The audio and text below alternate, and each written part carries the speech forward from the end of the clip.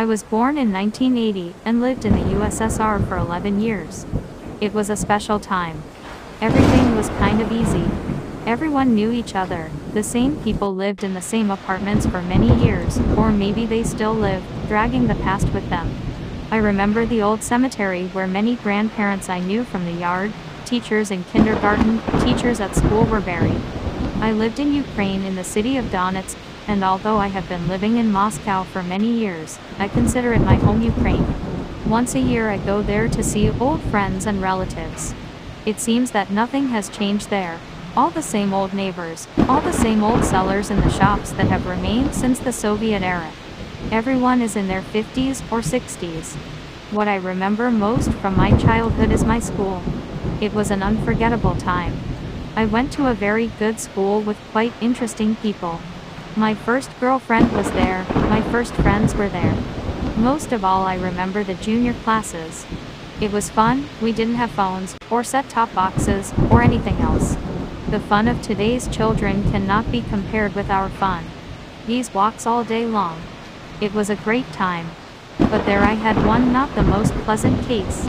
That was the first and, I hope, the last time in my life that I encountered the supernatural. And I still can't forget it. I studied probably in the 6th or 7th grade. I was 12 years old. As always, we walked with the boys until late, then everything was lit and quite safe, the parents let go. The time was about 10:30 in the evening. We sat in the yard and told stories about ghosts. I weakly believed in all this and was not particularly afraid, and youthful maximalism made itself felt. I was not afraid of anything. Well, there was an argument between us. There was a school not far from my yard. She was in very poor condition, and the training conditions were also terrible. The goal was this: you need to get into the school from the front door, go past the watchman, run to the 3rd floor of the school. There were 3 in total, open the window and look out of it. The school was in complete darkness. All this was done simply weakly, and since I really did not like to feel weak, or give others a reason to doubt my courage, I volunteered to go there. As soon as I agreed to this I immediately felt how my authority among the guys grew. We had a company of 7 people. At the same time, I could also tease others. They say, "You are a coward, a weakling, you are afraid."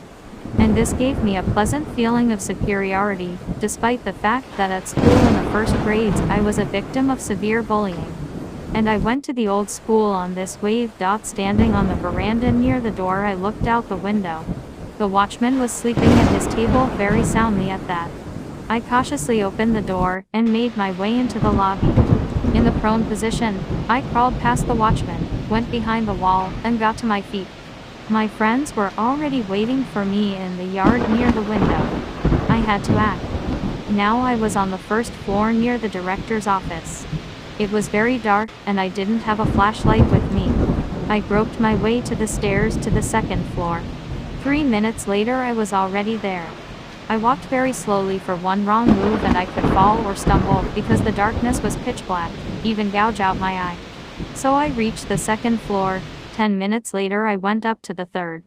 As soon as I stepped onto the 3rd floor, I heard the cry of one of my friends from below, "Run away quickly. Run down."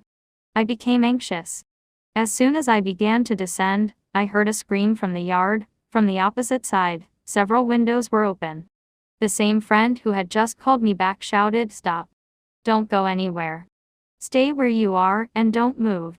Here I was not just scared, but roughly speaking, managed it. It was fucking scary. Another cry was heard from below, "Yes, run faster. I'm here.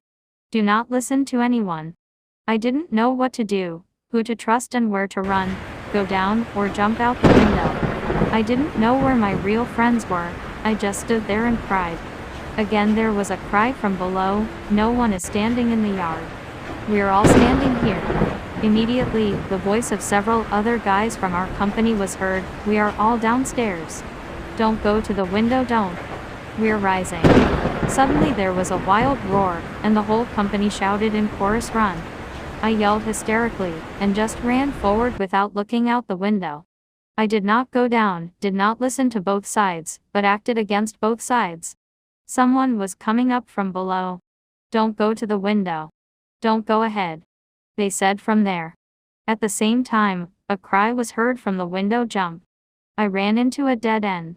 From below rose, I shouted and cried. Suddenly I felt for the handle of the door. There was a door at the end of the corridor. I opened it and quickly closed it behind me. I ended up in a back room. There were steps to the attic, and a descent to the basement. Without thinking twice, I climbed into the attic, and climbed out onto the roof. And then I almost had a stroke. Our whole company was sitting on the roof. I yelled, "Don't come near me." One of my friends ran up to me and, punching me in the shoulder with all his might, hissed, "Shut up. Are you a complete idiot?" We climbed the fire escape here as soon as we heard that someone was calling you at school. I was surprised to stop. Who was standing near the window? Yes, we didn't even have time to get there. At first they went behind the school, they wanted to go around, and then they heard our own voices, and were terribly frightened. I was in shock, real shock. The voices below died away, but we were still afraid to look down. So we sat until 7 o'clock in the morning, until people began to walk on the street. Some even noticed us. We climbed off the roof, and never mentioned this story aloud again. I will remember that night forever.